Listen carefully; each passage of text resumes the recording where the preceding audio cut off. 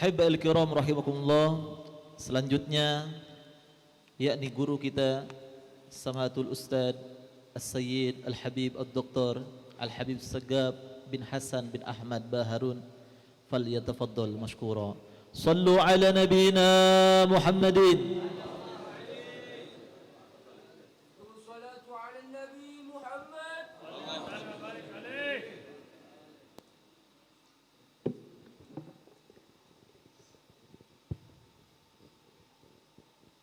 Assalamualaikum warahmatullahi wabarakatuh. Alhamdulillahirabbil alamin. Wassalatu wassalamu ala asyrafil anbiya'i wal mursalin Sayyidina wa habibina wa syafi'ina wa nuri qulubina Muhammad Habibi rabbil alamin wa imamil ghurril muhajjalin wa ala alihi wa sahbihi ajma'in. Subhanaka la ilma lana illa ma 'allamtana innaka antal alimul hakim. Rabbi shrah li sadri wa yassir li amri wahlul 'uqdatam min lisani yafqahu qawli, amma ba'du. Yang sama-sama kita muliakan, kita hormati dan kita cintai habaib para zuriat Nabi SAW, yang kita mencintai mereka dengan perintah daripada Allah dan Nabi-Nya Muhammad SAW, dan merupakan sebuah kewajiban kepada kita semuanya. Allah Ta'ala firman dalam Al-Quran, Qul la as'alukum alaihi ajra illal mawaddata fil qurbah. Katakan wahai Muhammad, aku tidak meminta balasan kepada kalian terhadap kebaikan yang telah aku laksanakan, kecuali cintailah keluarga. Wa qala nabiyuna Muhammadun sallallahu alaihi wasallam, ahibbullah lima yaghdukum min ni'amih wa ahibbuni li hubbillah wa ahibbu ahla baiti li hubbi. Yang artinya, cintailah Allah karena Allah lah yang memberikan segala anugerah yang ada pada kita, dan cintailah aku demi cinta kalian kepada Allah, serta cintailah keluargaku demi cinta kalian kepada diriku. Semoga kita termasuk mencintai mereka sehingga kita terbuka lebar-lebar kesempatan mendapatkan syafaat Nabi Muhammad SAW. Amin amin ya rabbal alamin. Khususnya yang kita hormati, kita muliakan, kita tuakan Al-Habib Salim bin Idrus As-Segaf, Habib Ali bin Abdurrahman Al-Idrus, dan semua para habaib, dan tidak lupa kepada sahibul majlis yang pada pagi hari ini sangat membanggakan, menggembirakan, membahagiakan datuknya Nabi Muhammad SAW dengan membuat acara yang mulia ini. Semoga beliau Abdul Hakim Al-Idrus dan semua anak-anaknya, keluarganya ditambah keberkahan hartanya, keberkahan ilmunya, keberkahan amalnya, anak-anaknya, keturunannya insyaallah minal ulamil amilin wa du'atil mukhlisin, yang membanggakan nabinya Muhammad sallallahu alaihi wasallam. Amin amin ya rabbal alamin. Yang sama-sama kita muliakan para alim ulama, para masyayikh, para asatidz, para ajengan, yang mereka itu adalah sasaran seputar Nabi kita Muhammad. Apapun yang kita ingin dapatkan daripada Nabi Muhammad ada pada diri mereka, para ulama. Mereka yang disampaikan oleh Nabi kita Muhammad SAW, al-ulama'u warathatul anbiya.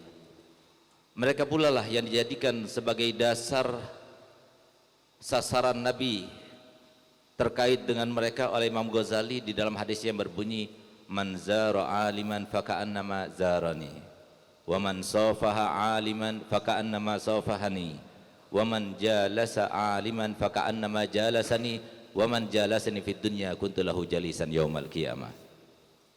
Yang artinya, barang siapa yang datang menjenguk, berziarah, berkunjung ke rumah orang alim, seakan-akan dia itu berziarah dan berkunjung kepadaku. Barang siapa yang datang bersalaman dengan orang alim, seakan-akan dia itu datang bersalaman denganku. Dan barang siapa yang duduk-duduk bersama orang alim seperti yang kita laksanakan pada pagi hari ini, alhamdulillah banyak para ulama di depan kita, berarti kita pada pagi hari ini sedang duduk-duduk bersama Nabi Muhammad. Lalu keterusan hadis tersebut, barang siapa yang banyak duduknya dengan para ulama di dunia, maka kelak nanti di akhirat akan menjadi teman duduknya Nabi Muhammad. Semoga kita semua termasuk yang dijadikan Allah Ta'ala sebagai teman duduknya Nabi Muhammad, mendapatkan syafaat Nabi Muhammad, dan masuk ke dalam surga yang di situ ada Nabi Muhammad. Amin, amin ya rabbal alamin. Khususnya ajengan Kiai Muhyiddin yang telah kita dengar tadi nasihat-nasihatnya, walaupun saya tidak mengerti karena dengan bahasa Sunda dan belum mendapatkan kamus hidupnya. Dan juga Abuya Syari, Mawardi, Imamuddin, dan semua para kiai, para ajengan yang mohon maaf saya tidak sebutkan satu persatu, namun tanpa mengurangi rasa hormat kami kepada mereka semuanya. Dan yang sangat saya cintai, saudara kami yang selalu saya ingat apa yang dilakukannya untuk kami, karena suatu waktu maklum ketika di Madinah kami semuanya bujangan, tidak bersandar kepada siapapun juga. Kebetulan Al-Fakir ini sakit sampai ke kamar mandi saja merangkak. Tapi subhanallah, untung ada saya punya saudara, saya punya kawan, saya punya teman, Syekh Muhammad Amri yang menyelamatkan saya. Saya tidak bisa bayangkan kalau seumpama beliau tidak menyelamatkan saya, mungkin saya tidak kawin, mungkin saya nggak punya anak. Tapi alhamdulillah beliau menyelamatkan saya. Jadi beliau salah satu daripada penyelamat saya. Semoga beliau panjang umur, sehat walafiat, dan memudahkan segala urusannya. Cuma satu saja yang saya komplain, apa yang disampaikan oleh beliau terkait dengan saya tidak benar. Itu karena husnudzonnya saja. Semoga beliau termasuk yang ahli husnudzon, dan semoga berkat husnudzon beliau kami mendapatkan keberkahan beliau insyaallah. Amin ya rabbal alamin. Saudara-saudara kami kaum muslimin, kaum muslimat rahimakumullah. Alhamdulillah dari jam 7:30 ada yang sudah datang di majelis ini. Datang dari rumah masing-masing berjalan kaki. Ada juga yang berkendara, meninggalkan aktivitas, meninggalkan segala hal yang menjadi hobinya. Semuanya, tidak ada lain. Bukan karena tidak enak dan segan kepada Habib Abdul Hakim Al-Idrus, tidak. Tapi semuanya datang karena kita bangga. Habib Hakim Mulakhelah, kita semua datang karena kita bangga kepada Nabi Muhammad. Kita semua datang karena kita cinta kepada Nabi Muhammad. Kita datang karena kita semuanya termasuk yang ingin mencari keberkahan berkat Nabi Muhammad. Bahkan yang saya sangat banggakan dari kota Karawang ini, Purwakarta, maaf. Ini Jawa Barat, baru sekali saya berdakwah. Yang saya banggakan daripada Kabupaten Purwakarta, setelah sebelumnya terkenal di Indonesia dengan yang lainnya, nggak usah disebutkan. Saya bangga karena wakil bupatinya hadir juga pada pagi hari ini. Semoga beliau panjang umur, sehat badan, dimudahkan segala urusan, dan semoga berkat hadirnya beliau di Maulid pada tanggal 12 Rabiul Awal ini, semoga beliau nanti dibangkitkan bersama Nabi Muhammad SAW. Semoga beliau termasuk disampaikan Nabi Muhammad SAW, dan yang demikian itu semua terkait dengan mahabbahnya Nabi Muhammad kepada umatnya.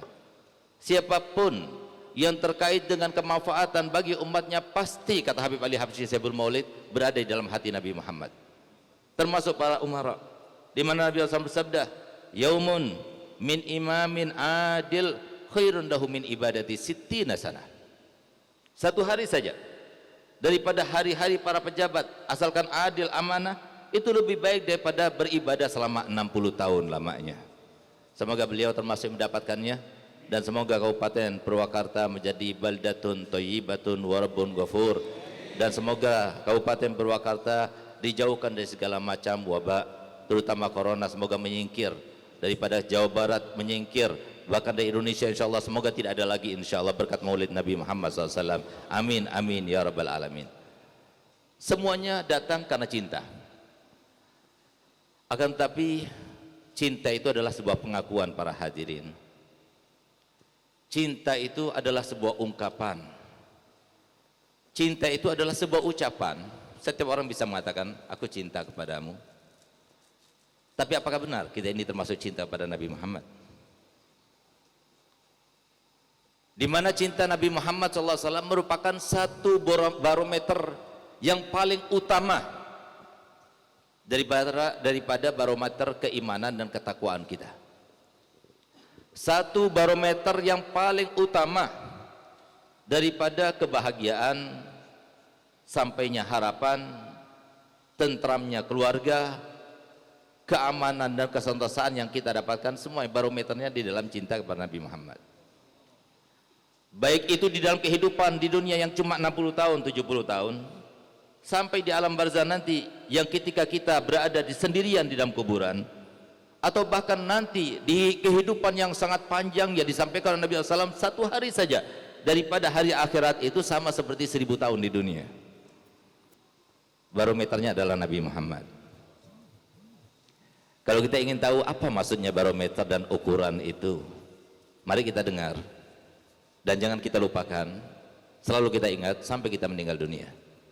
Ingatlah satu hal, ada satu ayat di dalam Al-Quran yang sengaja oleh iblis dan koroni-koroninya itu berusaha untuk dihapus kalau bisa, ternyata tapi tidak bisa, karena Allah Ta'ala sudah menegaskan dan memastikan, inna nahnu nazzalna zikra wa inna lahu lahafidun, kami yang menurunkan Al-Quran dan kami sendiri yang akan menjaganya. Tidak ada seorang pun, tidak ada makhluk yang bagaimanapun yang bisa merubahnya, walaupun hanya satu haraf tidak akan bisa. Sehingga yang terjadi adalah berusaha untuk supaya ketika kita membaca Al-Quran, ayat itu cuma lewat saja. Bahkan kadang-kadang kita tahu artinya, tapi seakan-akan kita tidak memahaminya. Bagaimana caranya? Diberikan pikiran-pikiran ketika kita baca Quran. Kadang-kadang kita baca Quran tapi mikirnya ke hutang. Kita baca Quran mikirnya ke toko. Kita baca Quran mikirnya yang lain-lainnya, terutama ketika membaca ayat ini. Oleh karena ingat-ingat terus ayat ini. Apa itu? Sebab utama kenapa kaum muslimin sekarang berada di dalam berbagai macam musibah, bencana dan sebagainya. Sebab utama kenapa kaum muslimin selalu mengatakan la ilaha illallah tapi tidak mendapatkan manfaat daripada la ilaha illallah. Sebab kenapa kaum muslimin banyak di antara mereka yang mengaku sebagai seorang mukmin, seorang muslim, tapi kemuliaan, kejayaan tidak kita dapatkan seperti zamannya Nabi Muhammad, di mana dikatakan pada zaman itu dan di dalam keadaan sejarah pada zaman itu, setiap disebutkan muslim, disebutkan sahabat Nabi, disebutkan para tabi'in, maka bergetar hati-hati orang yang tidak memeluk agama Islam karena takut kepada mereka.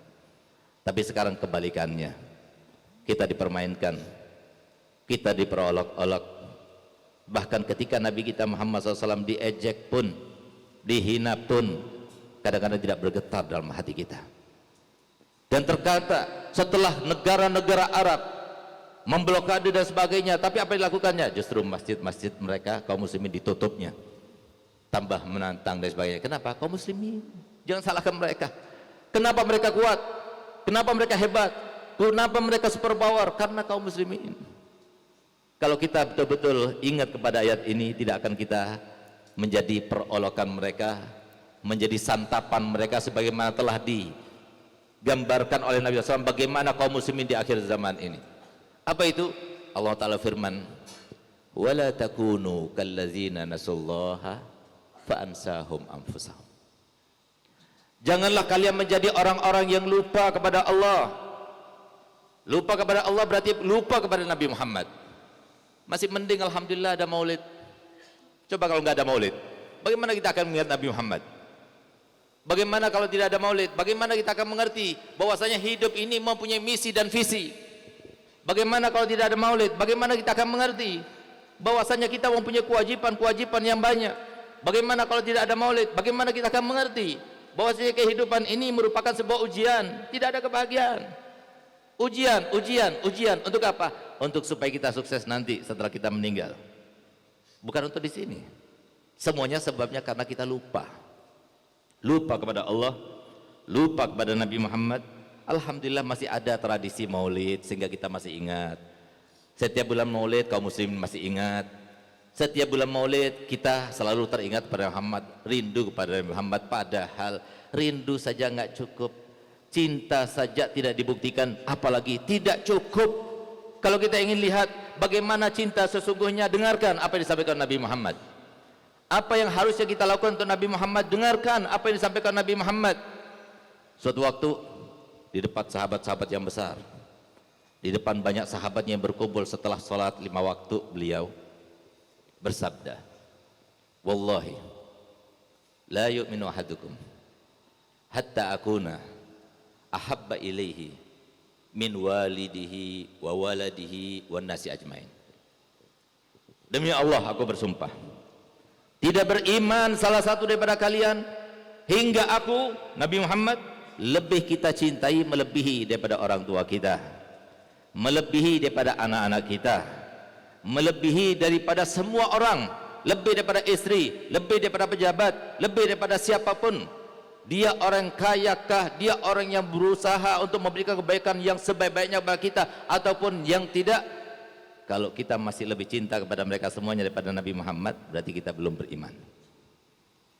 Sehingga lihat bagaimana ketika mendengarkan hadis tersebut, maka Sayyidina Umar bin Khattab yang kita kenal dengan keberaniannya, keadilannya, kewaraannya, kezuhudannya, beliau angkat tangannya dan mengatakan, "Ya Rasulullah, ya Rasulullah, aku dapatkan engkau lebih aku cintai, lebih daripada orang tuaku, lebih daripada anakku, lebih daripada semua orang kecuali dari diriku, tidak lebih ya Rasulullah." Apa jawaban Nabi SAW? La ya Umar, ma hakadha sya'nul mu'min. Tidak wahai Umar, bukan seperti ini seorang mukmin. Wallahi la yu'minu ahadukum hatta akuna habba ilaihi min walidihi wa waladihi wan nasi ajmain wa min nafsihi allati baina jambai. Demi Allah tidak beriman di antara kalian sampai aku ini lebih dicintai melebihi daripada cintanya kepada orang tuanya, cintanya kepada anak-anaknya, cintanya kepada semua orang, bahkan cintanya kepada dirinya sendiri. Lalu kita akan memberikan alasan yang lainnya, lalu kita akan mengungkapkan suatu bukti yang lainnya di atas bukti yang telah disampaikan oleh Sayyidina Umar bin Khattab. Ada bukti yang bisa kita sampaikan sekarang ini. Saya melepaskan jabatan untuk Nabi Muhammad, saya mengorbankan semua harta untuk Nabi Muhammad. Oleh karenanya, ayo kita pelajari sekarang ini, kita evaluasi diri kita sendiri. Bagaimana kita mengungkapkan cinta pada Nabi Muhammad, dan bagaimana kita akan mendapatkan cinta pada Muhammad. Sebenarnya kita ini seseorang yang tidak melangkah di dalam ranah bagaimana kita mencintai Muhammad. Padahal kita semua sepakat dengan satu kaidah yang sangat tersebar di antara kita, tak kenal maka semuanya tahu, tak kenal maka tak sayang. Nggak kenal dengan saya, nggak pernah tahu dengan saya, nggak pernah bertemu dengan saya, nggak pernah makan dengan saya, nggak pernah bersalaman dengan saya, nggak pernah duduk lama bersama saya. Bagaimana kemudian antum mengatakan saya ini cinta pada Habib Segaf? Logis? Nggak masuk akal. Semua yang terkait dengan agama yang dibawa oleh Nabi Muhammad semuanya logis. Maksudnya saya begini Pak, jangan sok ngaku cinta pada Muhammad. Kapan kita itu mengenal Nabi Muhammad? Mohon maaf, evaluasi diri kita, tanya kepada diri kita yang hadir 1.000 lebih ini, berapa yang hafal nasabnya Nabi Muhammad? Lalu kita katakan kita cinta pada Muhammad?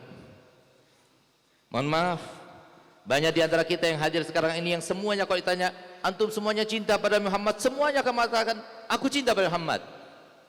Tapi saya mau tanya, Nabi Muhammad itu tidak membawa diri sekarang ini, tapi Nabi Muhammad itu membawa syariatnya, syariat yang selalu kita laksanakan setiap harinya untuk mengingatkan kita dengan sholat 5 waktunya ini. Sholat 5 waktu yang kita laksanakan, sudah kita laksanakan dengan benar? Kita tadi ditegur oleh Kiai Muhyiddin, di mana beliau berkata bahwasanya ayo kita belajar yang fardu ain dulu, jangan yang sunnah-sunnah dulu, fardu ain dulu supaya sah ibadah kita. Berapa banyak dari kita sholat tapi sholatnya tidak diterima? Jangan kita salahkan, wah itu repot banget Bib, itu merepotkan, itu radikal, ekstrim dan sebagainya. Masa gara-gara kita tidak melaksanakan sholat dengan benar Allah tidak menerima kita? Yang salah bukan Allahnya, yang salah bukan Nabi Muhammad. Kita nggak mau belajar. Kalau kita datang pada orang alim mau belajar sholat, nggak perlu waktu 1 jam, nggak perlu, beberapa menit saja bisa dia faham. Untuk mengetahui rukun-rukunnya saja faham insya Allah. Tapi karena memang kita nggak mau belajar, memang kita anti dengan majelis, Memang kita anti dan ulama, tapi bukan kitanya yang anti, tapi setan yang di dalam tubuhnya itu yang anti.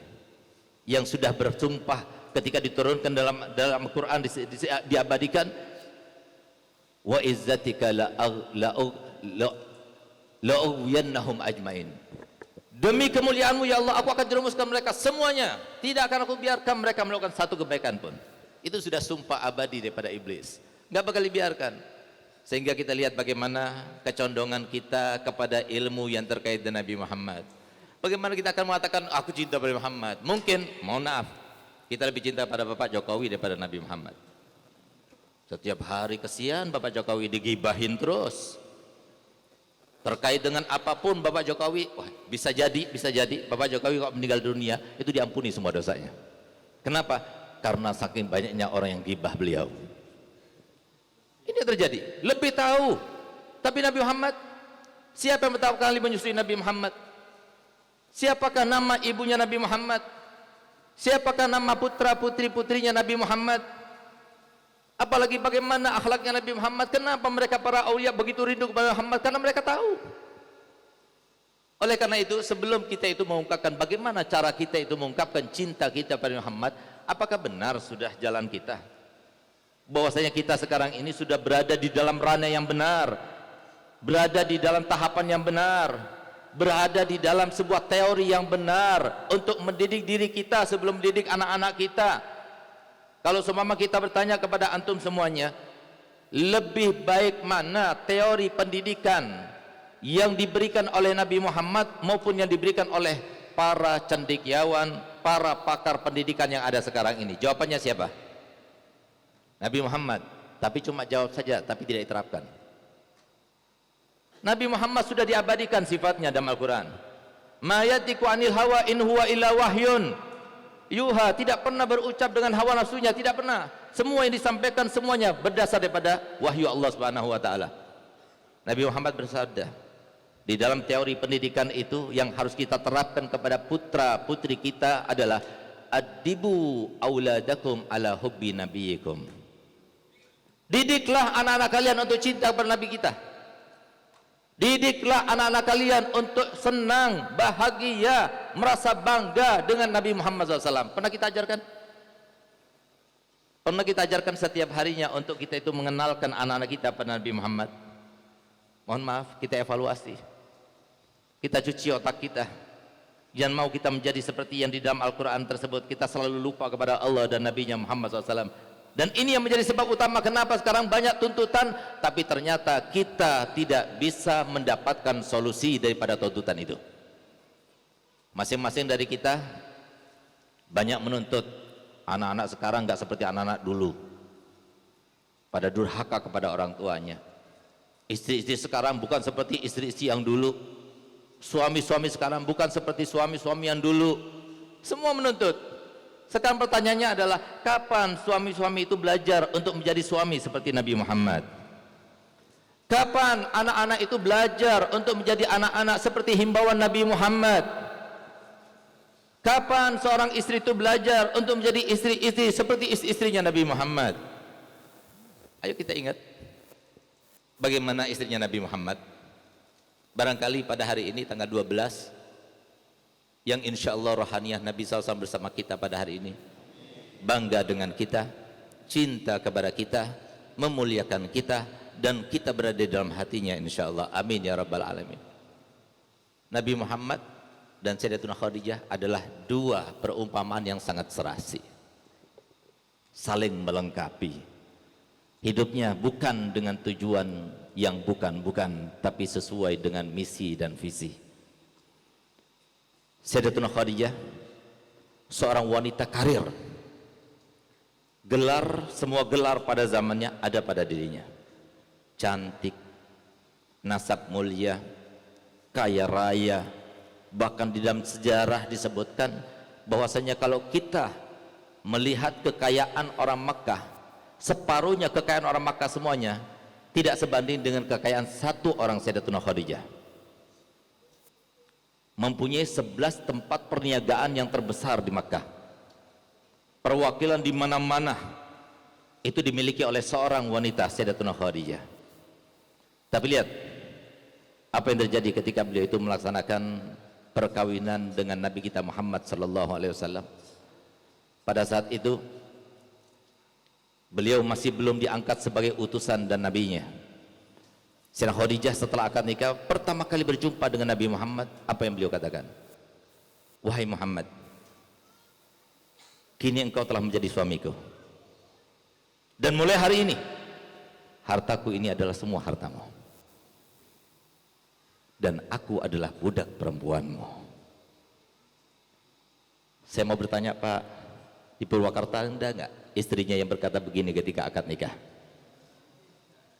Bang, hartaku adalah hartamu, rumahku ini rumahmu, dan aku adalah budak perempuanmu. Ada? Kalau ada, saya rela untuk menjadi mantunya. Enggak mudah. Dan ini bukan sebuah ungkapan, Nabi Muhammad tidak mengungkap, tapi selalu diiringi dengan bukti. Bukan cuma sebuah pengakuan, tapi diiringi dengan pembuktian. Lihat bagaimana Nabi Muhammad, begitu beliau kawin dengan Sayyidatuna Khadijah, pada hari itu adalah finish, the end daripada Sayyidatuna Khadijah. Tidak pernah lagi beliau berdagang berniaga. Apa yang dilakukannya? Mengurus Nabi kita Muhammad.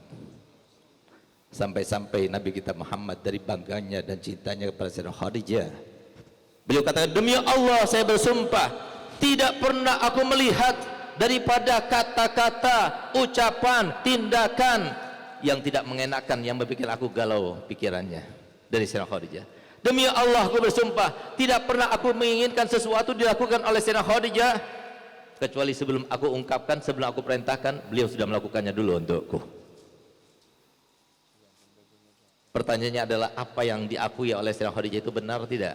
Dibuktikan atau tidak? Kita dengarkan. Nabi Muhammad diserahkan harta yang banyak melimpah. Nabi Muhammad yang disebutkan beliau itu lebih dermawan, melebihi daripada angin yang terlepas. Ini diberikan, ini sedekahkan, ini disambung silaturahminya. Orang punya hutang dibebaskan dan sebagainya, sampai kemudian ketika beliau diangkat menjadi Rasul dan Nabi, Nabi dan Sayyidatuna Khadijah sudah menjadi orang tidak punya. Berubah? Sayyidatuna Khadijah berubah? Tidak. Sampai suatu waktu di sela-sela beliau berdakwah, ketika beliau sedang berdakwah, di sela-sela beliau berdakwah, merasakan penat, merasakan capek, pasti hiburan beliau, kebahagiaan beliau bersama Ummuna Sayyidatuna Khadijah. Beliau pulang ke rumahnya. Begitu beliau pulang ke rumahnya, beliau memandang Sayyidatuna Khadijah sedang menyusui Sayyidatuna Fatimah Zahra, satu-satunya putri Nabi Muhammad yang disusui selama 2 tahun lamanya, yang lainnya tidak.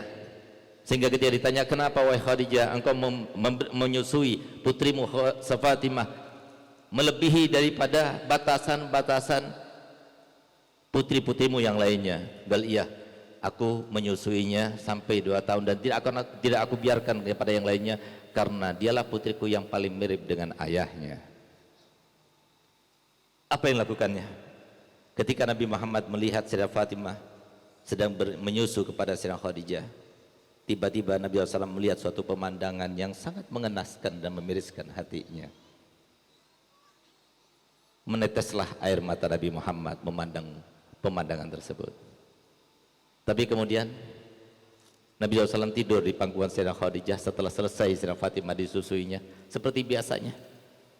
Manja Nabi. Sayyidah Fatimah itu adalah anak terakhirnya Nabi Muhammad, tapi tetap harmonis, romantis antara suami istri, saling menghormati, saling memuliakan, saling melengkapi. Kenapa? Tujuannya bukan dunia, tujuannya akhirat, tujuannya Allah, pertimbangannya Allah, bukan kecantikan, bukan kekayaan, bukan yang lain-lainnya, tapi Allah. Beliau tidur. Begitu Nabi Muhammad tidur di atas paha Sayyidatuna Khadijah, Sayyidatuna Khadijah menangis.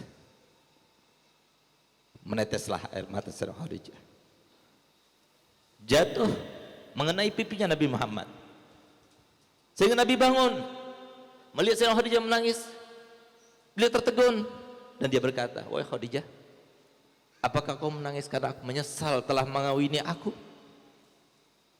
Apa jawaban Sayyidatuna Khadijah? Kalau tidak, ya Habibi ya Rasulullah, aku menangis bukan karena aku menyesal telah menjadi istri daripadamu.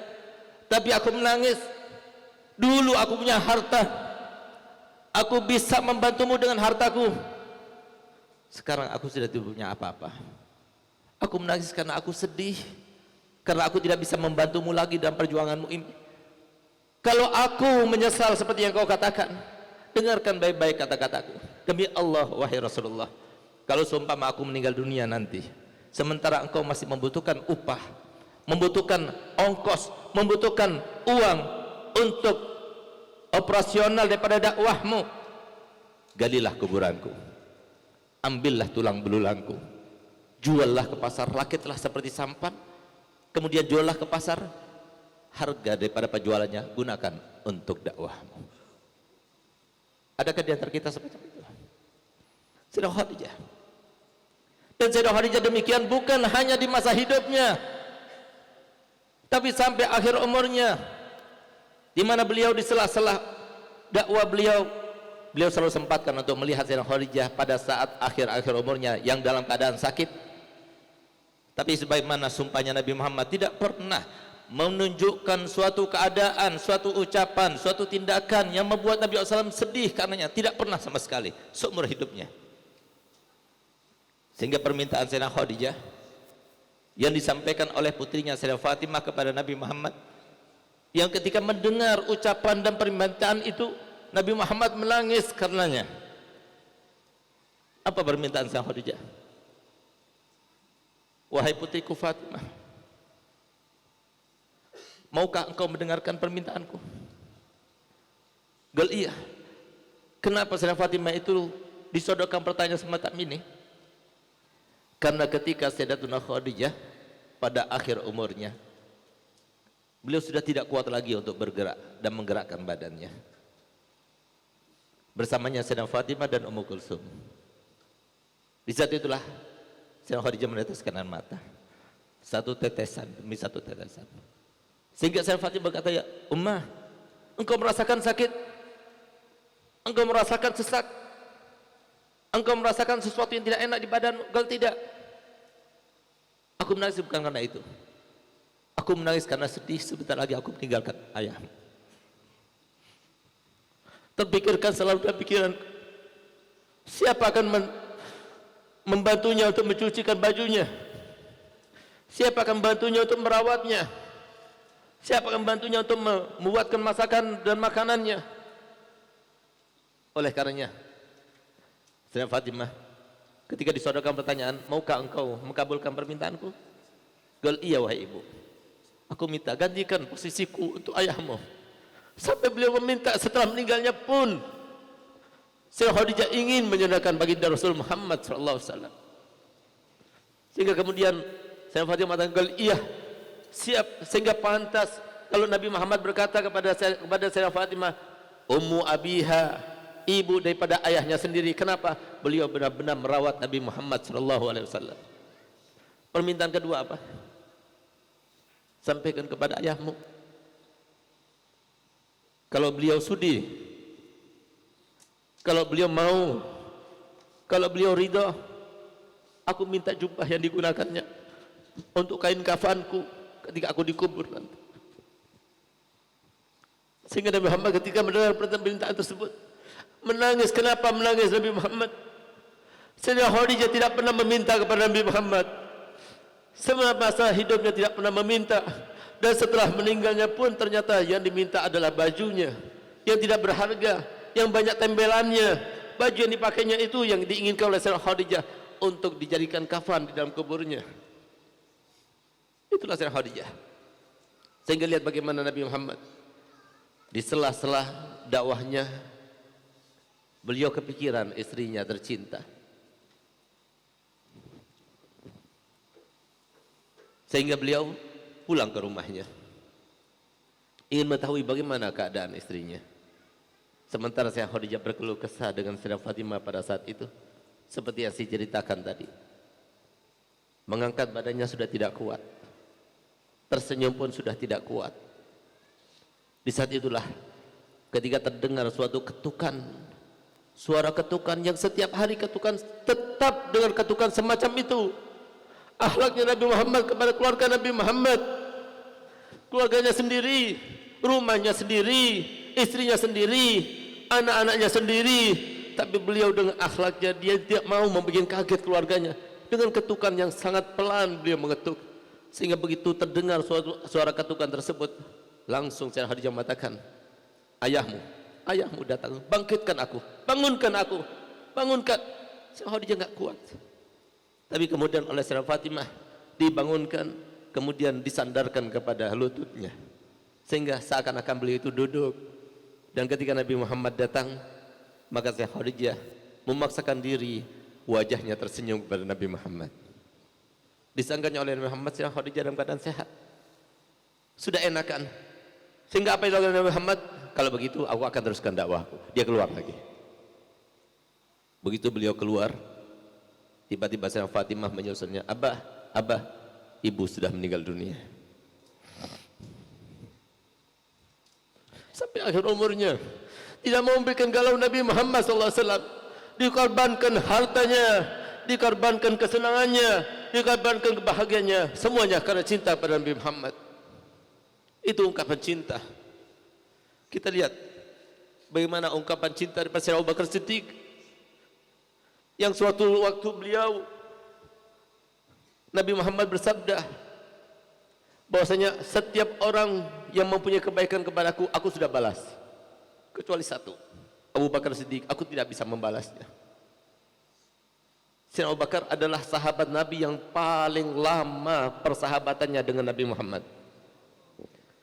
Tapi lihat bagaimana ketika beliau suatu waktu meminta izin kepada Nabi Muhammad.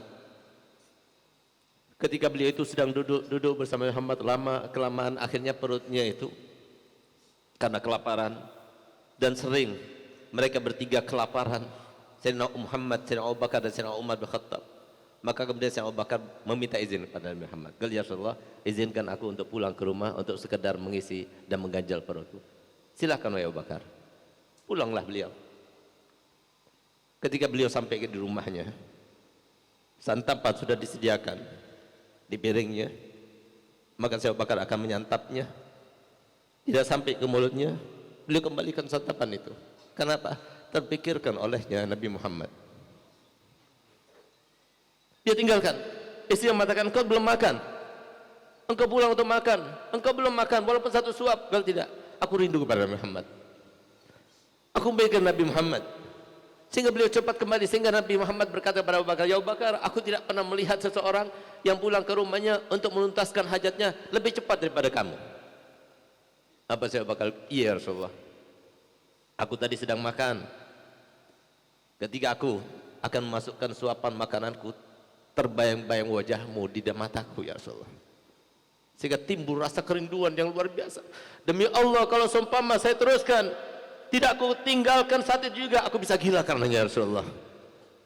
Sehingga lihat, ketika Nabi Muhammad sudah meninggal dunia, Asma binti Umayyah istrinya, beliau itu memberikan penyaksian kepada kita, "Demi Allah, aku bersumpah." Apa yang dilakukan Sayyidina Abu Bakar Siddiq setiap malam ketika sudah menjelang sepertiga akhirnya, beliau melaksanakan sholat 2 rakaat, lalu sholat 2 rakaat, kemudian beliau merangkul dua lututnya, menangis dan menangis terseduh-seduh, dan beliau katakan, "Wa syauqa ila Rasulillah, wa syauqa ila Rasulillah, aku sangat rindu kepadamu wahai Nabi, aku sangat rindu kepadamu wahai Nabi." Itu yang dilakukannya sampai pada pagi harinya bantalnya itu sudah penuh dengan air mata. Sayyidina Abu Bakar Siddiq yang dari mulai sejak muda berkumpul dengan Nabi Muhammad, tapi cintanya luar biasa kepada Nabi Muhammad. Lihat bagaimana Sayyidina Husain, sehingga pantas kata Sayyidina Ali bin Muhammad Al-Habsyi Sayyidul Maulid, beliau katakan, kalau orang sudah tertanam cinta kepada Nabi Muhammad, maka semua urusan yang menakutkan tidak lagi menakutkan, yang mengkhawatirkan tidak lagi mengkhawatirkan, yang mengenakkan dari urusan dunia tidak lagi mengenakkan. Sehingga lihat bagaimana beliau bercerita, ada satu orang yang bernama Al-Habib Ahmad Bajuhdub, dari umur 10 tahun, dari umur 10 tahun sudah melihat yaqadhah kepada Nabi Muhammad SAW. Kenapa? Karena beliau tidak tidur kecuali setelah membaca salawat sebanyak 10.000 kali kepada Nabi Muhammad. Sehingga Nabi Muhammad tiba-tiba Sayyidina Ahmad Bajudu berkata kepada ayahnya, datang pada ayahnya yang masih berumur 9 tahun atau 10 tahun, datang pada ayahnya, "Ayah, apakah kau izinkan aku untuk berkumpul dengan datukku Nabi Muhammad?" Kaget dia. Anak sekecil ini, dia bertanya dengan suatu pertanyaan yang sangat aneh. Meminta kepada ayahnya dengan permintaan yang sangat aneh. Maka kemudian kata ayahnya, "Tunggu nak, sampai aku ceritakan dulu kepada guruku dan aku bermusyawarah kepada guruku." Datanglah kepada gurunya dan dia bertanya apa yang terjadi kepada anaknya itu kepada gurunya tersebut. Maka kata gurunya, tanyakan padanya, apakah dia mengucapkannya karena diperintah oleh seseorang, meniru orang lain, atau karena dia sendiri yang ingin meminta izin kepadamu. Kalau dia disuruh orang atau meniru orang lain, jangan kau izinkan. Tapi kalau dia minta sendiri dari hatinya, dia memohon izin kepadamu, izinkan. Karena itu berarti dari Nabi Muhammad. Maka kemudian ditanya oleh ayahnya, "Ahmad, engkau minta ingin berkumpul dengan Nabi Muhammad karena kamu meniru-niru orang lain atau disuruh orang lain?" Kalau tidak, dari dalam hatiku, wahai ayah, kalau begitu aku izinkan. Mulai saat itu setiap hari dia berkumpul dengan Nabi Muhammad. Sampai-sampai kata Habib Ali Habsyi sebelum Maulid, bantalnya, tidurnya ini, makannya ini, semua diatur oleh Nabi Muhammad. Sehingga lihat bagaimana beliau 84 tahun hidup di dunia, nggak pernah mandi hadas besar. Nggak pernah mandi hadas besar. Kenapa? Karena beliau tidak kawin. Di saat-saat semua teman-temannya yang sebaya sama beliau ingin kawin, ingin mencari sebuah kenikmatan dunia yang dikatakan surga dunia, tapi beliau justru tidak. Kenapa? Seperti kata Habib Ali Habsyi, ketika dia sudah mendapatkan kenikmatan bersama, cinta bersama Nabi Muhammad, tidak ada lagi kenikmatan melebihi daripada itu semuanya. Sehingga beliau sampai meninggal dunia 84 tahun, tapi tidak pernah beliau itu mandi hadas besar, nggak pernah sama sekali. Karena beliau tidak kawin dan cintanya kepada Nabi Muhammad, itulah kebahagiaannya dengan Nabi Muhammad SAW. Ini cinta. Lihat bagaimana Sayyidina Husain, Sayyidina Hasan, yang kedua-duanya adalah Sayyidah Syabab Ahli Jannah. Keduanya adalah pemimpin pemuda-pemuda penghuni surga yang dibanggakan oleh Nabi Muhammad, yang selalu dicium oleh Nabi Muhammad, yang selalu digandeng oleh Nabi Muhammad, yang dididik langsung oleh Nabi Muhammad, yang suatu waktu pernah Sayyidina Husain berkata kepada ibundanya, "Wahai ibu Fatimah, aku heran kenapa kakekku setiap kali melihatku maka beliau langsung memelukku dan menciumku, tapi menciumku di leherku. Tapi sementara kalau kakakku Hasan dipeluknya, tapi yang diciumnya mulutnya. Apakah itu pertanda bahwa saya kakek lebih sayang dari kakanda Hasan daripada aku?" Dijawab oleh ibunya, "Nak, ibu tidak tahu. Tapi nanti kalau ayah datang, kakekmu datang, aku akan tanyakan pertanyaanmu." Datanglah Nabi Muhammad setelah itu. Ditanya oleh Sayyidah Fatimah, "Ya Rasulullah, tadi Husain bertanya, kenapa engkau selalu mencium lehernya sementara engkau selalu mencium mulutnya Hasan? Apakah itu pertanda bahwa engkau lebih cinta pada Hasan daripada Husain?" Maka dijawab oleh Rasulullah, "Tidak begitu wahai Fatimah. Aku mencium leher Sayyidina Husain karena disitulah sebab kematiannya. Dan aku cium mulut dari Sayyidina Hasan karena disitulah sebab kematiannya." Yang dicintai oleh Nabi Muhammad. Kalau seumpama kehidupan dunia ini menyenangkan, membahagiakan, tentunya Nabi Muhammad akan berdoa kepada Allah untuk keselamatan keduanya. Nabi Muhammad tahu sebelumnya akan meninggal, dipenggal kepalanya, dipermainkan, akan meninggal, diracun oleh istrinya sendiri. Tahu, tapi kenapa tidak berdoa? Karena beliau sangat tahu, begitulah dunia. Berapa banyak para nabi, para rasul dibelah menjadi dua. Beliau sendiri bagaimana beliau merasakan siksa yang didapatkan. Itulah dunia. Kebahagiaan bukan di sini, kebahagiaan kelak nanti di akhirat. Sehingga lihat ketika Sayyidina Husain radhiyallahu anhu ardhah, beliau itu pernah berjalan di salah satu gang Madinah bersama orang-orang yang mencintainya. Tiba-tiba beliau itu dihentikan kudanya oleh seorang Yahudi, bukan Muslim, Yahudi. Turun, dihentikan, disuruh turun beliau. Setelah turun, apa yang dilakukan oleh Yahudi itu? Ditempeleng Sayyidina Husain. Bayangkan, evaluasi, kalau itu terjadi pada kita, apa yang kita lakukan? Sayyidina Husain manusia, dia punya perasaan, dia bisa kecewa, dia juga bisa marah, merah mukanya, tapi ditahan. Kenapa ditahan? Ingat Nabi Muhammad, dasar cinta kepada Nabi Muhammad, ditahannya. Lalu setelah itu hilang merahnya, hilang marahnya, dia berlalu begitu saja. Pecinta-pecinta beliau tidak membiarkan hal itu terjadi. Dihunuskan pedangnya, wahai Husain, biarkan aku penggal kepalanya orang ini. Engkau tidak melakukan sebab apapun yang mengakibatkan engkau harusnya ditempeleng oleh orang itu. Tidak, tapi engkau begitu saja ditempeleng oleh orangnya. Izinkan aku, biar aku penggal kepalanya. Tidak, biarkan, itu kan urusanku dengan dia. Tidak Husain, aku tidak terima, aku akan balas orang ini. Ketika dikatakan demikian, apa yang dikatakan oleh Husain? Aku ingin bertanya kepadamu, kalau Allah tidak berkehendak menggerakkan tangannya orang ini untuk menempelengku, apakah bisa dia menempeleng aku? Tidak bisa. Begitulah, berarti kalau aku membalas dia, berarti aku membalas Allah. Ilmu hakikah yang luar biasa. Siapa yang mendidiknya? Nabi Muhammad. Bagaimana dia bisa mencegahnya? Bagaimana dia bersabar karena cinta pada Muhammad? Ayah beliau Sayyidina Ali bin Abi Thalib karramallahu wajhah, beliau pernah suatu waktu sedang berduet dengan salah satu daripada musuh-musuh Islam, sudah jatuh, tinggal dihunuskan pedangnya, mau ditusukkan ke badannya sehingga dia sudah termasuk orang yang mendapatkan pahala besar yang luar biasa. Tiba-tiba si orang kafir itu meludahi wajah Imam Ali. Begitu diludahi wajahnya, nggak jadi dia itu membunuhnya. Justru nggak jadi dia membunuhnya. Coba kalau itu terjadi pada kita bagaimana? Sehingga apa? Teman-temannya berkata, ya Imam, engkau tinggal menghunuskan pedangmu, lalu kau akan membunuhnya. Kenapa kau tidak teruskan? Iya, ketika aku akan membunuhnya, aku lakukan karena Allah. Tapi ketika dia itu meludah kepadaku, takutnya aku melakukan bukan karena Allah, tapi karena hawa nafsuku. Kenapa beliau bisa melakukan itu? Dasarnya cinta kepada Nabi Muhammad. Kakanda beliau Sayyidina Hasan bin Ali bin Abi Thalib, dan ini adalah sebuah evaluasi khusus untuk para habaib. Lihat bagaimana apa yang dikatakan dan diucapkan oleh beliau ketika tiba-tiba beliau itu berada di antara anak cucunya. Beliau sedang bercengkrama, menasihati, menyampaikan terkait dengan datuknya Nabi Muhammad SAW. Tiba-tiba datang satu orang tak diundang, rumahnya digedor-gedor pintunya dengan keras, belum lagi dibuka sudah didorong oleh orang tamu yang tidak diundang itu. Rumahnya dia, di antara keluarganya.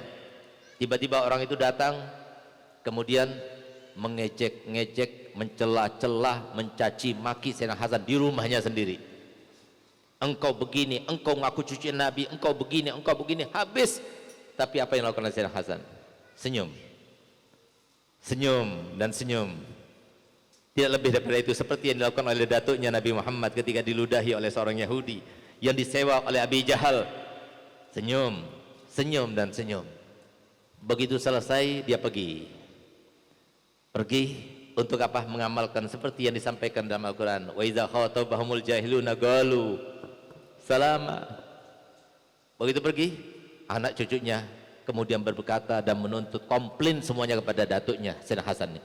Abah, Jeddah, ini orang nggak dikenal, ini orang nggak diundang, ini rumahmu, ini kekuasaanmu, di antara keluargamu, kamu tidak berbuat apapun kepada orang itu, bahkan kau tidak mengenalnya. Dia datang mencaci maki kamu dan sebagainya, tapi kamu tidak membalasnya, tidak mengusirnya, malah kamu itu senyum sampai senyum habis. Apa jawab Sayyidina Hasan? Dengarkan baik-baik para habaibuna zurriyatun Nabi sallallahu alaihi wasallam. Apa kata beliau? Anakku, cucuku, kamu tidak tahu siapa ayahmu dan kakekmu ini? Ayahmu ini adalah Al-Hasan, yang memberi nama aku adalah datukku Nabi Muhammad. Tahukah engkau siapa ayah ibuku? Ibuku Fatimah Zahra. Ayahku adalah Ali bin Abi Thalib. Kakekku adalah Nabi Muhammad sallallahu alaihi wasallam. Demi Allah, tidak ada seorang pun di antara mereka yang pernah mengajariku bagaimana cara mencaci maki orang, mencela orang, menghina orang, mengejek orang. Bagaimana aku bisa membalasnya dengan ejekan, hinaan, celaan dan cacian. Yang diajarkan oleh mereka senyum. Kenapa bisa melakukan semacam itu? Cinta pada Muhammad. Sayyidina Husain di saat-saat the end beliau, di saat-saat beliau akan dipancung, di saat-saat beliau sedang berduel, satu orang setelah 72 orang di antara keluarganya dan pecintanya rata-rata dipenggal kepalanya, dan yang terakhir meninggal daripada keluarganya adalah Sayyidina Abdullah Al-Akbar, masih bayi merah yang semalaman suntuk. Dia menangis karena kehausan, tidak diberikan air. Air ada di pihak musuh tapi tidak diberikan air, sehingga beliau berkata, wahai saudara-saudaraku kaum muslimin, wahai umat datukku Nabi Muhammad SAW, aku ingin meminta kepadamu bukan untuk diriku tapi untuk anakku ini. Dia semalaman suntuk menangis karena kehausan, berikan aku setenggak air. Bukan air yang diberikan tapi panah yang meluncur dan tepat kemudian menancap di lehernya putranya Sayyidina Abdul Akbar di tangan Sayyidina Husain. Kemudian pada saat beliau duel yang terakhir bersama musuh-musuh Allah pada saat itu, beliau sempat meneteskan air mata. Ketika meneteskan air mata, tampak kelihatan oleh putri yang dicintai oleh ibunya, yaitu Sayyidatuna Zainab binti Fatimah Zahra. Kelihatan Sayyidina Husain menangis. Lihat bagaimana ghirahnya Syarifah, cucunya Nabi Muhammad SAW, kepada saudaranya Sayyidina Husain yang menangis. Beliau datang kepada Husain, Husain, engkau adalah anak ayahku Ali bin Abi Thalib, engkau menangis di depan musuh-musuh. Siapa engkau menangis di depan mereka? Tampakkan air mata di depan mereka. Dipandangnya oleh Sayyidina Husain, gal tidak ya Zainab, aku menangis bukan karena aku takut kepada mereka, tidak. Aku menangis karena aku melihat api di wajah-wajah mereka yang siap menanti mereka, yang akan membawa mereka ke api neraka karena mereka telah memuji aku dan akan membunuhku. Itu yang aku tangisi. Sedangkan untuk menghadapi kematian, demi Allah aku merasa tidak getar sama sekali. Kenapa? Semalam aku sudah bermimpi datukku Nabi Muhammad SAW, dan beliau berkata kepadaku, Husain, ini adalah hari terakhirmu, aku tunggu engkau di surga. Hari ini engkau akan berbuka bersamaku. Aku menangis bukan karena aku, bukan karena takut, tidak, tapi aku menangis karena aku kasihan kepada mereka, karena sebab memusuhi aku, membunuhku, mereka semuanya akan disediakan neraka. Itu aku tangisi. Sayyidina Husain melakukan itu semuanya karena cinta pada Nabi Muhammad. Dan demi Allah saya bersumpah, saya punya saudara hakim sekarang mengundang kita. Apa yang dia dapatkan? Keuntungan apa dari bisnisnya? Hartanya bagaimana yang dia akan gandakan? Tidak ada sama sekali. Demi Allah saya katakan, dia lakukan itu karena cinta beliau kepada datuknya Nabi Muhammad. Siapa datang kita yang mengungkapkan apa yang telah kita lakukan untuk Nabi Muhammad? Berapa uang yang kita korbankan untuk Nabi Muhammad? Nabi Muhammad tidak perlu pada uang kita. Nabi Muhammad tidak perlu kepada jabatan kita, sama sekali tidak perlu. Mal faqru ahsya alaikum, mal faqru ahsya alaikum. Aku tidak pernah takut fakir kalian, tidak pernah takut. Tapi yang ditakutkan oleh Nabi Muhammad adalah kalau sudah dunia datang pada kalian, lalu kalian berlomba-lomba datang bergerumul, kalian berlomba-lomba datang berkumpul, berebutan untuk mendapatkan dunia. Ini yang aku takutkan. Ini yang membuat Nabi SAW sedih. Tapi kalau semua melihat seperti Habib Hakim, peduli. Sekarang ini kalau seumpama boleh kita artikan di dalam gambaran yang nyata, Nabi Muhammad sedih. Kenapa? Tidak membuat Nabi Muhammad sedih kecuali umatnya. Lihat bagaimana Nabi Muhammad ketika beliau akan meninggal dunia, beliau dalam keadaan sedih. Datang Jibril, ya Rasulullah, aku melapor, silahkan. Allah mewajibkan semua bidadari turun dari surga untuk menyambut rohmu ke atas langit. Terima kasih. Tapi Nabi Muhammad tidak berubah wajahnya. tetap wajahnya dalam keadaan sedih.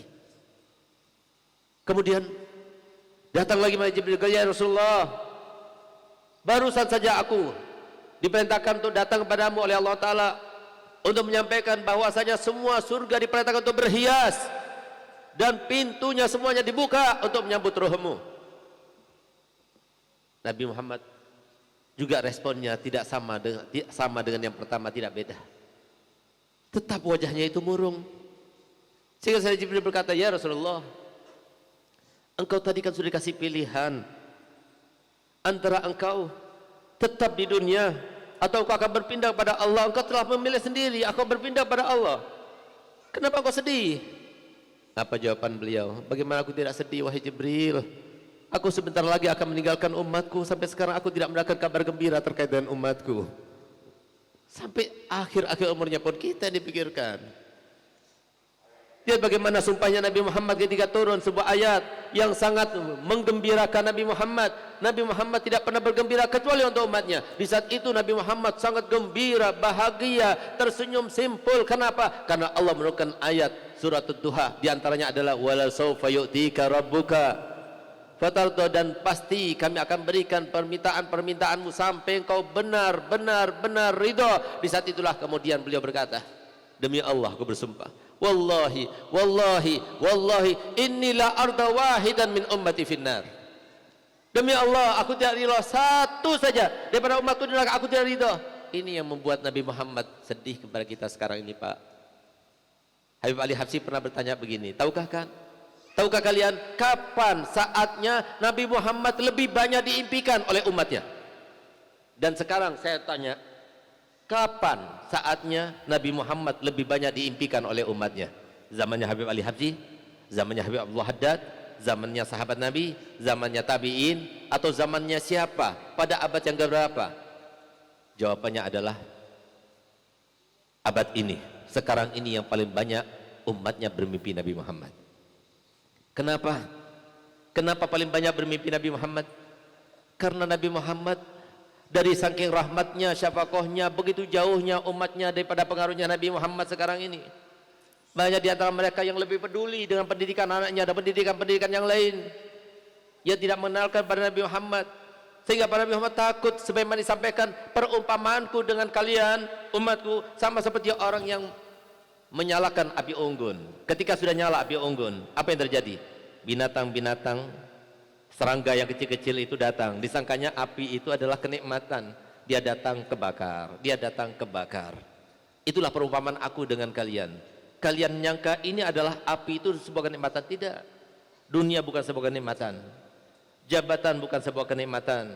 Maksiat bukan sebuah kenikmatan. Tapi itu adalah sebuah api, kata Nabi Muhammad.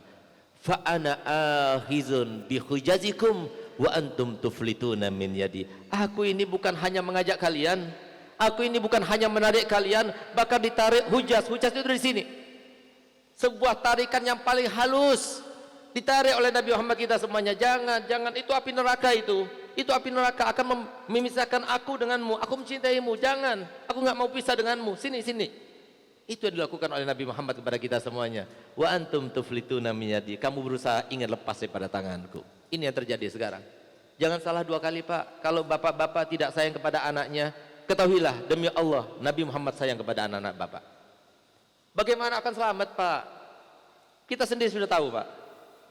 Bu, hidup di dunia ini berat, Bu. Ibu sudah mengalami, Bu. Bagaimana kesulitan yang dirasakan oleh keluarga ibu.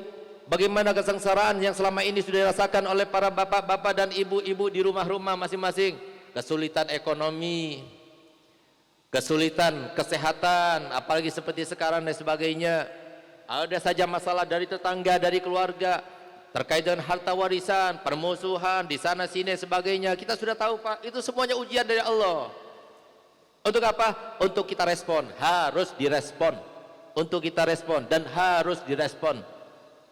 Kalau responnya kita salah, gagal kita, dapat dosa akhirnya. Hanya karena 2 kali ujian saja anak-anak kita bingung luar biasa, sampai kita datangkan seorang guru untuk meleskan anak-anak kita. Hanya 2 tahun, hanya 1 tahun 2 kali ujian. Bagaimana kita tidak merasa bingung tidak merasa khawatir dengan ujian yang akan datang pada kita. Ujian Allah tidak datang setahun 2 kali, sebulan 2 kali, seminggu 2 kali, 1 jam 2 kali. Setiap saat selalu datang ujian pada kita. Bagaimana kita akan luas? Bagaimana kita akan bebas? Bagaimana kita akan lepas daripada ujian tersebut? Kita tidak pernah belajar bagaimana yang diajarkan Nabi Muhammad. Bu, Pak, ingin bahagia? Ingin semua harapannya terlaksana? Ingin merasakan bebas daripada segala macam yang sekarang ini sedang menggelut kita, mengikat kita? Kalau kita ingin, ikutilah Nabi Muhammad. Tidak ada jalan lain. Ini adalah sebuah sistem yang berlaku dari zaman Nabi Adam, Nabi Nuh, Nabi Ibrahim, wa tilkal ayyam nudawiluha bainan nas. Jadi hari-hari itu terus bergulir sama saja, enggak berubah. Fir'aun zamannya ada sekarang seperti situ, ada. Haman pada zamannya ada sampai sekarang, enggak berubah. Kalau kita ingin bahagia, dengarkan baik-baik.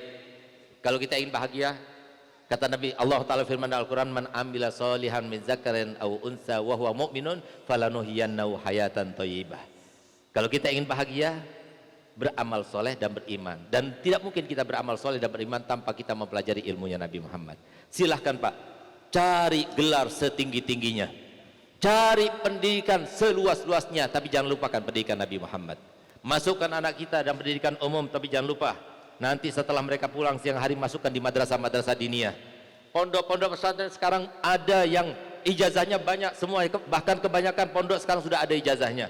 Ijazahnya sama, disamakan dengan yang di luar sana. Kalau semua nggak mau melakukan itu, habis maghrib jangan lupa datangkan seorang ustadz untuk mengeleskan bagaimana mereka itu mengenal ilmunya Nabi Muhammad, supaya mereka tahu bagaimana bersikap kepada orang tuanya, supaya mereka tahu bahwasanya yang haram haram, yang halal halal, yang haram tidak boleh lakukan apa saja, biar mereka tahu, supaya mereka selamat hidupnya. Kenapa? Yang bikin kita celaka, yang bikin kita selalu kena bencana, yang bikin kita selalu berkesusahan, berkesedihan dan sebagainya, dosa kita Pak, dosa ini loh. Oleh karenanya Allah Ta'ala firman dalam Al-Quran, tandingan daripada ayat tadi, man a'rada an zikri fa inna lahu ma'isyatan wa nahsyuruhu yaumal qiyamati. Barang siapa yang berpaling daripada syariatku, berpaling daripada zikirku, berpaling daripada Rasulullah, berpaling daripada ulama pengganti Nabi Muhammad SAW, maka yang terjadi apa? Kami akan berikan kehidupan yang sangat sempit, kehidupan yang sangat menyedihkan, kehidupan yang sangat-sangat menyusahkan. Ini yang terjadi. Walaupun uangnya banyak, walaupun jabatannya tinggi, walaupun kalau tidak ada hidup di situ syariat Nabi Muhammad, tidak akan senang bahagia. Oleh karena itu saya ingin bertanya terakhir dan sebagai penutup. Saya ingin bertanya dan yang jawab saya doakan semoga panjang umurnya 10 tahun. Saya mau bertanya Pak, yang memberikan kebahagiaan atau yang menjadikan orang itu bahagia atau sengsara itu siapa? Kurang keras, yang mau panjang umurnya jawab. Siapa? Allah. Yang bikin orang sehat atau sakit siapa? Allah. Yang bikin orang miskin atau kaya siapa? Allah. Yang bikin orang itu sukses atau tidak sukses siapa? Allah. Yang bikin orang itu mendapatkan jodoh atau tidak dapat jodoh siapa? Allah. Allah semuanya. Semuanya Allah. Kita tahu semuanya Allah. Bagaimana mungkin gak sholat akan dapat kebahagiaan? Bagaimana mungkin misalnya ada orang tua yang selalu dizalimi oleh anaknya, dibantah oleh anaknya, lalu dia minta sesuatu, akan diberikan sama orang tuanya? Ada menteri selalu dia itu nyeleweng, selalu membantah kata-kata presidennya. Kira-kira di reshuffle apa tidak di reshuffle? Di reshuffle.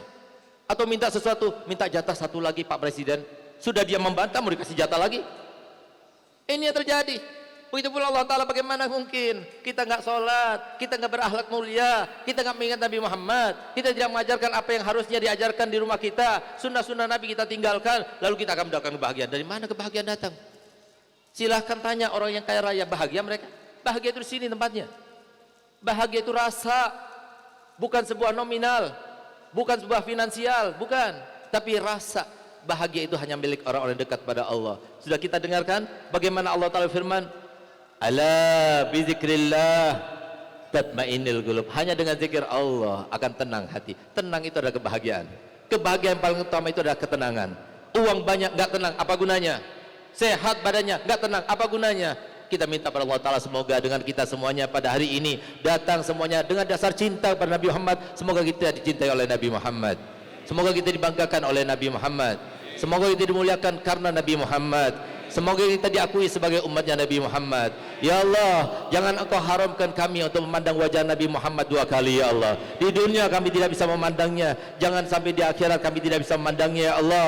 Sebagaimana dikatakan oleh Ali Habsyi, barang siapa yang pada mahsyar tidak memandang wajah Nabi Muhammad, maka tidak mungkin dia akan memandangnya di surga nanti. Ya Allah, jadikanlah kami termasuk memandang Nabi Muhammad. Ya Allah, di dunia sebelum di akhirat, jadikanlah kami termasuk bermimpi Nabi Muhammad. Ya Allah, jadikanlah kami termasuk disampaikan Nabi Muhammad dalam hadisnya, nanti di akhir zaman di antara umatku ada yang kalau dikasih pilihan antara keluarga dan dunia seisinya semuanya, dan untuk memilih bermimpi aku walaupun sekali, dia pasti akan memilih bermimpi aku. Apakah kita termasuk semacam itu? Ya Allah, jadikanlah aku termasuk semacam itu ya Allah. Jadikanlah kami semua termasuk semacam itu ya Allah. Ya Allah, hilangkan segala cinta dalam hati kami ya Allah. Cinta dunia, cinta keluarga, hanya cinta kepadamu dan kepada Nabi Muhammad SAW. Ya Allah, jadikanlah kami termasuk yakin setelah keluar dari tempat ini, rezeki kita gak bakal kemana-mana.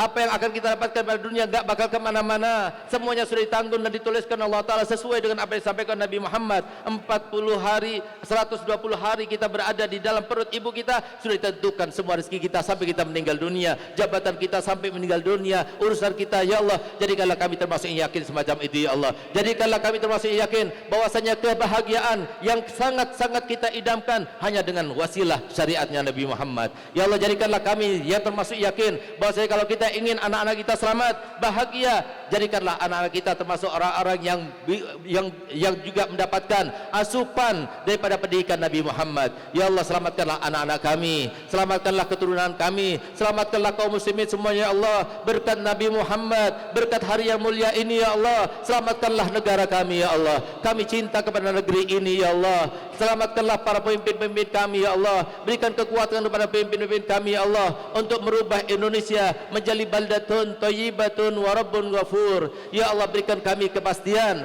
Ya Allah, berikan kami pengakuan. Berikan kami ya Allah pernyataan bahwasanya untuk merubah suatu negara tidak perlu partai, tidak perlu pengaruh, tidak perlu untuk merubah orangnya, tapi yang perlu dirubah adalah keadaannya. Sebagaimana Engkau telah sampaikan dalam Al-Quran, walau anna ahlal qura amanu wattaqau la fatahna alaihim barakatim minas samai wal ard. Kalau seandainya penduduk suatu negeri mereka beriman dan bertakwa, maka Allah akan turunkan segala macam keberkahannya baik dari langit maupun dari bumi. Ya Allah, jadikanlah kami termasuk yang berkeyakinan dengan yang semacam itu ya Allah, sehingga semuanya akan menjadi bahagia, semuanya akan menjadi sentosa, semuanya akan menjadi aman ya Allah. Ya Allah, angkatlah dari negara kami yang kami cintai ini ya Allah segala macam wabah, segala macam bencana, corona, banjir, semuanya hilangkan dari negeri kami ya Allah. Berkat Nabi Muhammad, di mana-mana di provinsi di negeri kami ini ya Allah dibacakan maulid untuk kekasih Muhammad SAW. Di mana-mana dibacakan tentang sifat-sifat Nabi Muhammad SAW. Pada hari ini dan bulan ini ya Allah, jadikan melandai dan melandai sampai akhirnya habis ya Allah.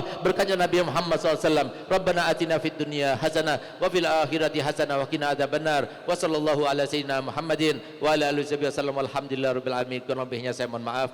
Wabillahi taufiq wal hidayah. Wassalamualaikum warahmatullahi wabarakatuh.